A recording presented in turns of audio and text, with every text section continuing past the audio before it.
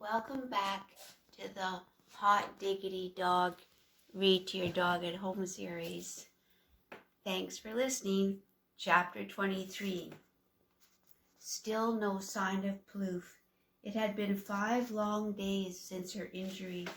Humboldt had worried about her constantly since the Baba Yaga had grabbed at her wing. When she had flown away, her peeping sounded so mournful. What if Plouffe never returned? Then Humboldt's fate was sealed. Nobody would ever find him here, and she would keep him until, well, Humboldt didn't like to contemplate the end. Humboldt was inconsolable. He could hardly eat, only a few spoonfuls of lima bean broth and water, nothing more. Would you like to go for a stroll, little Humboldt? The Baba Yaga had this eerie way of suddenly appearing out of nowhere. She would have been a whiz at pop and drop. Go out of the house? You'd like me to come too? This could be his chance. Of course. She leaned into his right ear, and the sound of her voice echoed inside his skull. Fresh air stimulates the appetite. Sure, Humboldt replied, trying to sound casual while his mind steamrolled ahead with ideas of escape. Sounds like fun even. Well then, let's get ready. But first, a few security details. Humboldt went to fetch his nightcap. Under his bed, he had been stockpiling labels from the tins of beans that the Baba Yaga fed him. On one label, he quickly scribbled a note to Plouffe and pushed it through the tiny hole that the sealer had missed in the window. Got out. If I'm not here, try 16 Rose Lane. The Baba Yaga attached a 6-foot leash with a harness to Humboldt. She then took a long woolen sock and wrapped it around his mouth. It smelled like moldy bread. Just so you're not tempted to have a conversation, my little Humboldt. The way she said little made him feel smaller and smaller still. They started down the long staircase. At the bottom, she unbolted 4 locks, and at last they emerged into the street. Humboldt was both elated and depressed. Elated because he was finally out of the house where he'd been holed up for a month, and depressed because of the leash problem. Nobody's out tonight, only the odd cabbie and screech owl. Perfect. Well, we'll go past little cemetery at the end of the street. I'd like to see what remains. Humboldt noticed that whenever the Baba Yaga got excited, she tended to hiss. She laughed in a way that made Humboldt shiver. Was she looking for a place to bury him? That meant that she didn't plan to eat him. That cheered him up, sort of. They walked through a pair of wrought iron gates into a small park. As they passed close to a mountain ash tree, Humboldt leaned toward it and wrapped his arms round its trunk. The smell of the damp earth and tree sap made his eyes moist with grateful tears. The Baba Yaga moved toward a mossy bench tucked away by some mulberry bushes. Little Humboldt, you'll just have to wait here. She sat. I'm going to rest my bones. After a few moments, her head fell forward and crumpety snores came from her direction. The leash went slack. Humboldt saw his chance.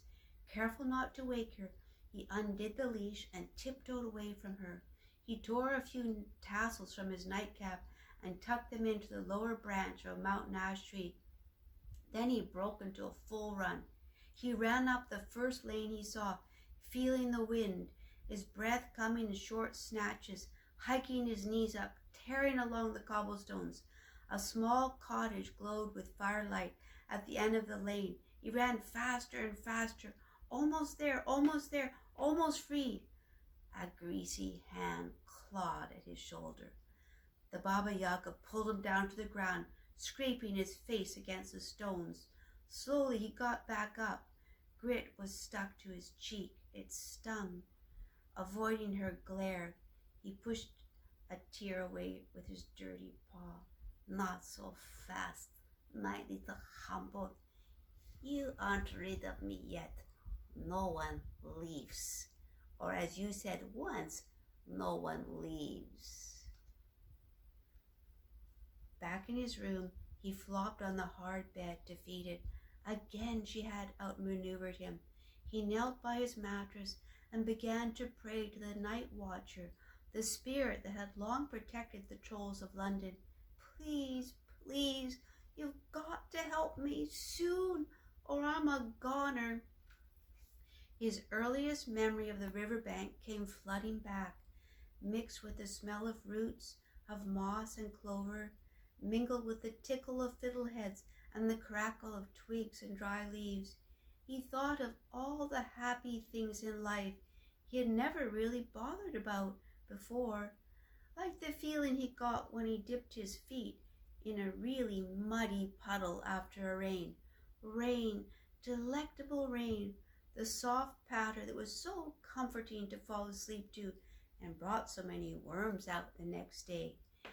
He even thought fondly about his company of trolls by the riverbank, piggyback rides with Troika, his dear sister who had always stood by him, counting stars in the night sky with his old friend Jup. Oh, why had he ever left the bridge? He shouldn't have dashed off like that, with at least telling Troika where he was going. Maybe he had judged them all a bit harshly. And then his scrumptious life at Mrs. Gimmage's house, that first glass of ginger beer tickling his nose, the first night in a real bed, Itzhak's fiddling, such good company, the Gimmage gang, how marvy and cozy it had all been.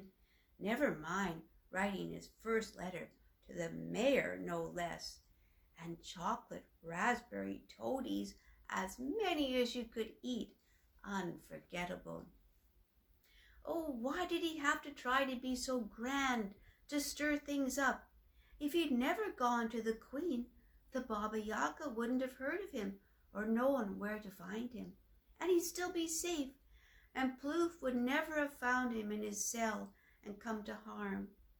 If he'd just been happy with the way things were, he'd still be living his jolly life at Gimmage Gumdrop Inc. All he could hope was that Mrs. Gimmage and Itzhak were turning London upside down trying to find him.